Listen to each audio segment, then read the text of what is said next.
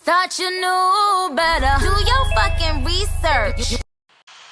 So now we are moving right along to James Monroe and Thomas Jefferson's relationship with the indigenous people and how that plays into settler colonialism and how all of that happens. And yeah, let's just jump right into it. So, having quotes the Indian Civilization Acts, because that is what they called it. I don't necessarily like to use the term Indian because I feel like there is a lot of negative historical context behind it. Because settlers would say things like kill the Indian, save the man, because they saw indigenous people as savage and uncivilized. And they felt like they could, basically the term kill the Indian, save the man is stripping them of their indigenous roots and saving them in regards to pushing them closer to whiteness so that they could be, quotation mark, better and civilized. So, yeah. Thomas Jefferson started the Indian Civilization Program. He suggested as indigenous people became more civilized through education, their population would increase. Basically saying if you assimilate, you'll be better off. If you don't assimilate, then you're just going to die out because we're going to take over. Pretty much that is the summary. He wanted to entice indigenous people to give up their land. So like trying to, make it seem all nice. Like, yes, we're here to help you. If you do this, if you assimilate, like you'll be better off. If you just give us your land, you'll be better off. You'll be able to do this. Da, da, da, da. Nope. The goal of the Civilization Acts was to force indigenous people away from their traditional occupations of land and cultural identity, their traditions, force them to assimilate pretty much into whiteness. They didn't have a choice. If you wanted to survive, you had to. Now let's talk about James Monroe. James Monroe in 1818 stated that independent savage communities could no longer exist within the civilized population of the United States. What are you talking about, bitch? They're always talking about somebody who's a savage. Y'all came over here bothering other people. Getting on my nerves. He believed that if the U.S. did not take complete control of Indian tribes, forced assimilation and things like that, stripping them of everything, taking their land, you know what I'm talking about, and civilize them, quotation mark, they would become extinct. Saying and that's what I'm saying. Thomas Jefferson and James Monroe are cool. They bounce off the ideas off each other. They went to law school together. They have deep connections. They were close. And so, yeah, they, again, like I say, things were done intentionally. Young, white, powerful, white power, not white privilege, white power. They knew exactly what they were doing. And they knew how to use the language against other people. And they, like, their descendants still, to this day, know how to use the language and manipulate it too.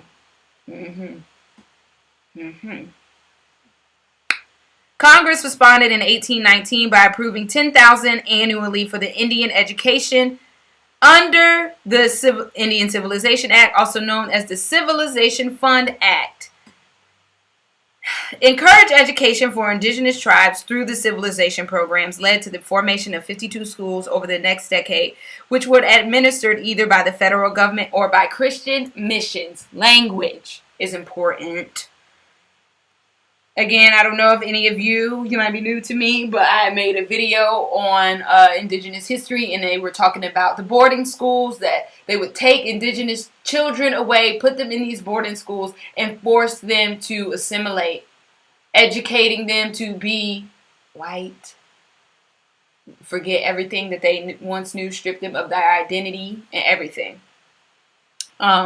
Everything was done intentionally. When we think about missions, remember that they would say you are savage, you're uncivilized, your religion, your spirituality is demonic. Christian religion, Christian missionaries still go around the world today. When we think about colonization on the West Coast, Spanish missionaries, conquering, indoctrinating, forced assimilation, through colonization. I'm telling you, everything intentional. Language is important. Pay attention. In detail, forced assimilation is an involuntary process of cultural assimilation of religious or ethnic minority groups during which they are forced to adopt language, identity, norms, mores, customs, traditions, values, mentality, perceptions, way of life, and often religion and ideology of established and generally larger community belonging to dominant culture by the government. And as we can see, here are some examples of this assimilation process and the outcome. Here's an example of the forced assimilation I was talking about, specifically through education and at these boarding schools. It says Thomas More before and after his entrance into Regina Indian Residential School. And just look at the picture. We see this young boy. First of all, what I see is Thomas More. I know for a fact that is not his indigenous name, and it was a name given to him because that's what they do in forced assimilation. They strip you of your name. They make you speak a different language. Now, James Monroe, he was within the Civilization Act. He was like, okay. Then he really flipped the script. Okay? But most of them did anyway. They never wanted to have a relationship with the indigenous people. They just wanted to make a fake one so they could take. That's it. He abandoned the Indian Civilization Acts. He advocated for the removal of all native tribes from within the boundaries of the United States. Now, how do you come bring your ass over here and advocate for the removal of people that've been here? This is their land. You need to go back to Europe, buddy. Now, yeah. He says, again, they always say this. It's for their own good. It's for your own good. It's for your own good. It's for our own good. It's not. Stop. The removal of the tribes from the territory which they now inhabit would not only shield them from impending ruin, but promote their welfare and happiness. How are you going to tell somebody else what will make what's better for them, what's good for them? Where are they going to go? You want them outside of the boundaries of the United States, their land? You need to go back to Europe. Look at the picture on the left. This is a map of land loss up until 1830. And it just continues throughout history. And it's still happening today. Studying indigenous history is important. The indigenous history of the Americas in general is important. Because then you'll see. They don't put that in your history books on purpose. They don't want you to know all of that. Because again, like I said, if you were more aware of your condition, then you will be fucking fed up like me every single day. And then you'll understand why I don't have the patience or the time. Let's get this show on the road. Let's start dismantling and bringing down some stuff. Because I am tired. And I know that there are plenty of people out here who are tired too. Uh-oh, here we go. James Monroe asked Congress to appoint commissioners who could negotiate treaties with tribal leaders and convince their tribes to move out voluntarily. Like, what do you think you are? Oh, hey, we need you to leave by tomorrow because we would like to come and settle here. Like, what do y'all think? What did you expect was good?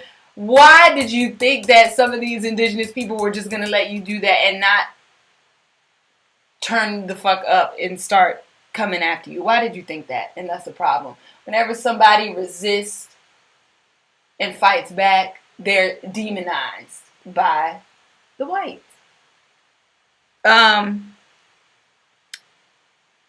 Andrew Jackson was chosen as one of the commissioners. So, child, as we could see, shit just gets worse because we already know that Andrew Jackson, he's still on that $20 bill. I can't wait to make a video on him too. He's gonna be spinning in his grave once I'm done with him. Andrew Jackson went against the Seminole and Creek in 1817. Congress commissioned him to prevent Spanish Florida from sheltering enslaved people. See First Seminole Wars. The result of the war was the control of East Florida. Now, Thomas Hines, Andrew Jackson in 1820 went to present a treaty to the Choctaw Nation to surrender their land to the United States. That land area is the current present-day Mississippi. In 1824, chief leader of the Choctaw Nation traveled to Washington City, which is Washington, D.C. right now, to talk about the settlers on Choctaw land. They asked for eviction of the settlers or for the government to pay them for the land people lost. Like, what? Again, like I said, why did y'all think that you could just come over here and settle on somebody else's shit and they were not going to retaliate? Why did you think that? No.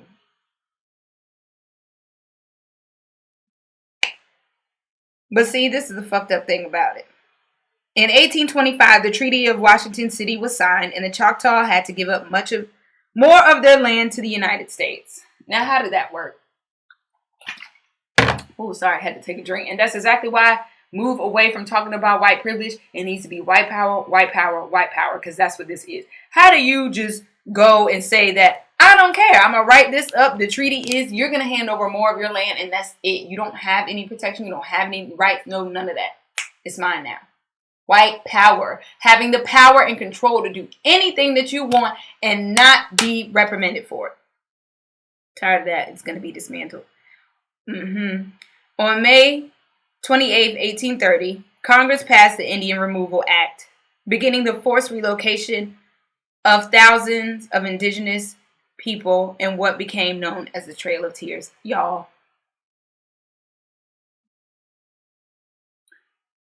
Settler colonialism. Never forget what happened in United States history to the indigenous peoples. They're still here. They're still surviving.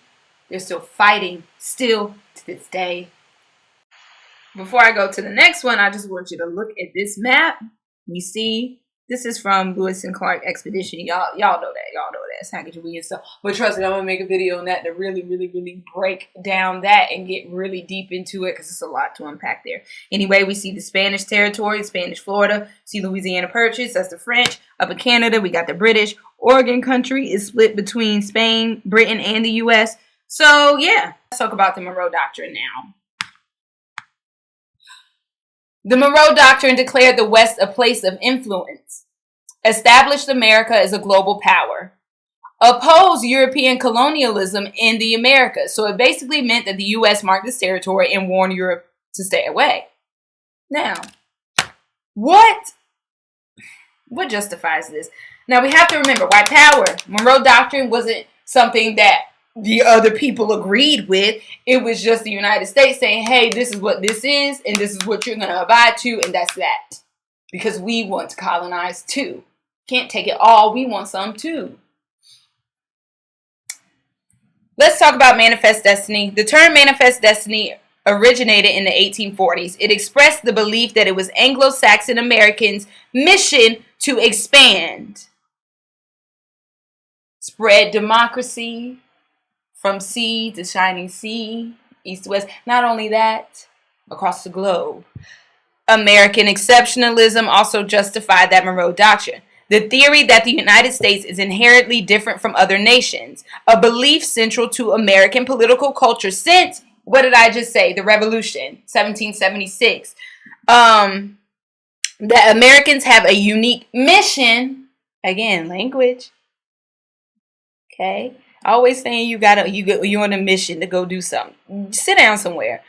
A mission among nations to spread freedom and democracy, cited as one of the reasons for the imposing of democracy in many other countries like Iraq. Now, let's talk about it. Some Europeans and Americans felt superior to people in other parts of the world because they believed the Christian religion made them morally superior. Manifest destiny. That's what I just said. Anglo-Saxon Americans spreading mission. My mission to spread religion freedom, democracy. You can't do any of that because you can't even get yourself together in this United States. So why do you think that you can go around and tell other countries that they need to be a democracy, they need to be a Christian nation, and they need to abide by your rules? Huh? It's not even giving what y'all said it was supposed to give. No, I wasted my money. So send me my money back. Now. My cash app is open. Yeah. All bad. Like, Big Europe is ahead as far as colonization and imperialism and things like that. And America was like, yeah, I want some of that too. I want some of that imperialism. I want some of that colonialism. We want to be number one. At this time, Latin America was experiencing independence from their colonizers, Spain and Portugal and many other nations.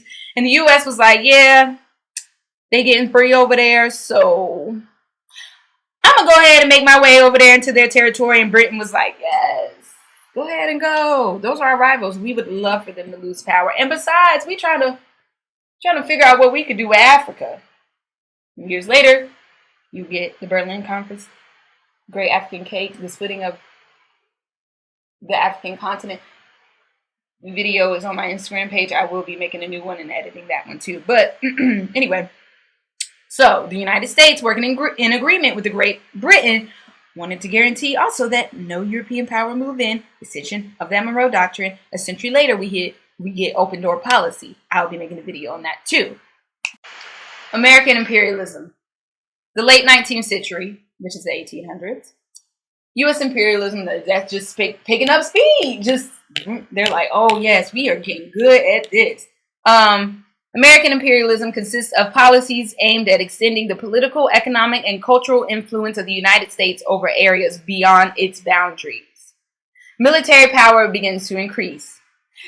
That is when the establishment of military bases around the globe start to become, because America wants to build such great military power so that they can be untouchable and other countries cannot fight back against them when they move in and start exploiting them and oppressing them and just taking.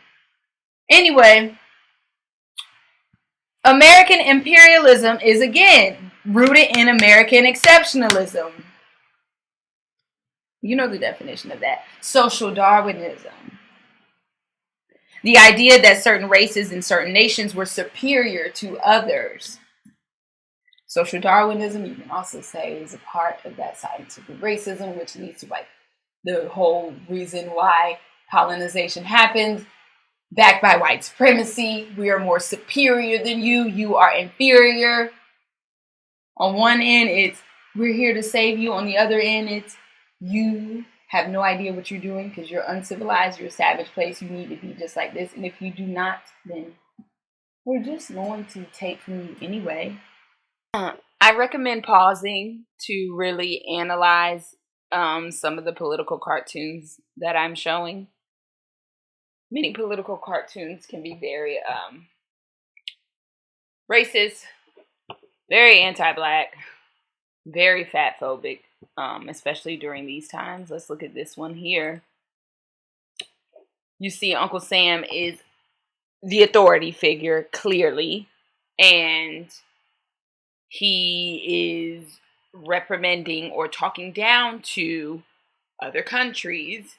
Those other countries are, so here we have the Philippines, Hawaii, Puerto Rico, and Cuba. Look at how they're depicted. You can even look look behind all the white students. You know, they seem to be doing their work, of course, because this is just, again, another way for them to say, we are better than you. Y'all can never get your shit together. That's why we got to come over here and da-da-da-da. Look at the person in the door. Has Asian features, so again. Then we have the indigenous person sitting next to the door. Then we got a black man cleaning. Of course. You know how this shit rolls. But yes, always analyze the political cartoons. Because they speak volumes for real. During the age of imperialism, The United States exerted political, social, and economic control over the Philippines, Cuba, Germany, Austria, Korea, and Japan. In 1898, the U.S. won the Spanish-American War and gained Spanish colonies of Cuba, Puerto Rico, Guam, and the Philippines, as well as a formerly independent nation of Hawaii. In the 1880s, American sugar and pineapple companies grew tremendously on the islands of Hawaii. The business people, of course, were there, backed by, an imperial government. They had a problem with the indigenous people, the royalty of the island, of course. And in 1887, people who were affiliated with the pineapple and sugar plantations forced Lilo Kulani's brother, who was king at the time, to sign a new constitution. That constitution was the Bayonet Constitution. He was forced to sign it at literal gunpoint, okay? So basically, again, not giving nobody a choice to fight back or nothing.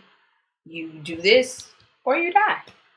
And the Constitution mandated that only people of certain ethnicities and who were rich enough could vote. Of course, stripping the indigenous people of their power so that they can come in and take all their stuff. Queen Liliuokalani took over and was like, fuck all that.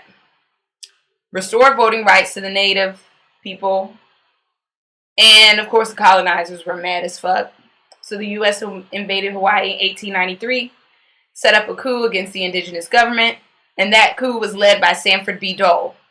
Queen Liliuokalani was imprisoned and the island was dominated. Now, Sanford B. Dole was a sugar tycoon.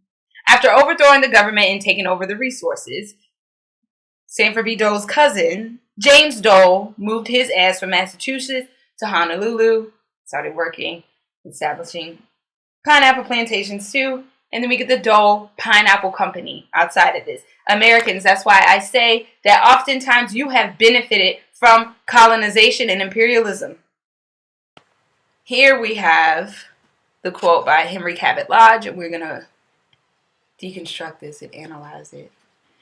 In the interest of our commerce, we should build the Nicaragua Canal.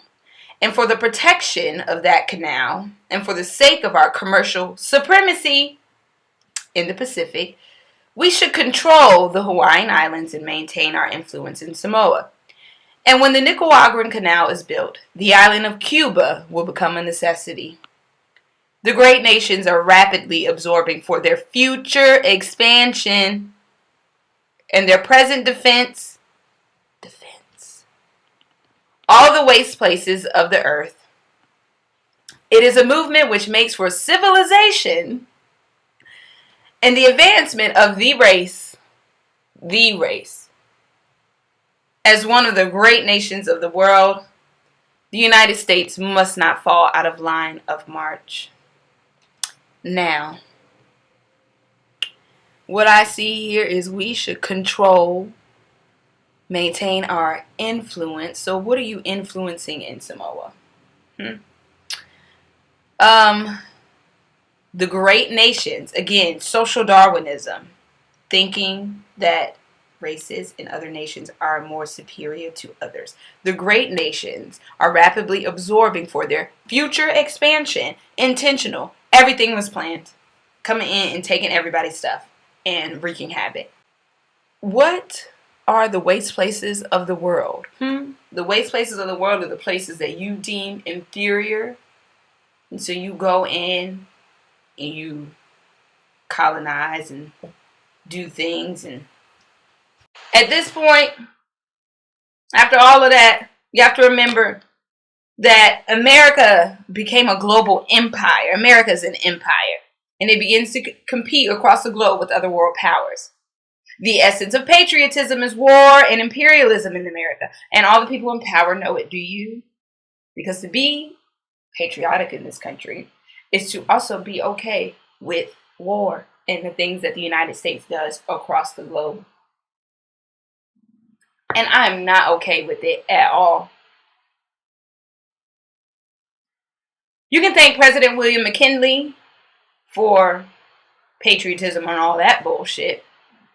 Patriotism is the feeling and expression and love for one's home country. I don't have love for this place because why would I? along with the feeling of unity with those who share those feelings. Nationalism is the belief that one's home country is superior to all others. Patriotism is rooted in nationalism. Period. American exceptionalism. Thinking that America is the best.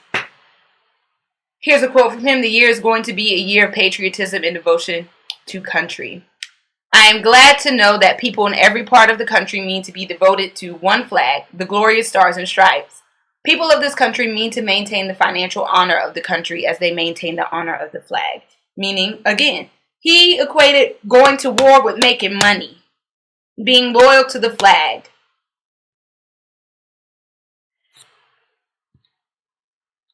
America is always at war. What Tupac say, they got money for war but can't feed the poor. That's a true statement. How much money is coming out of that Pentagon every single day?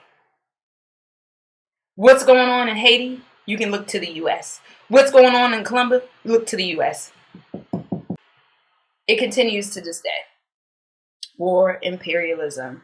Like I said, everything in United States history is about exploitation, oppression, money, power, conquering here and abroad. Don't ever forget it.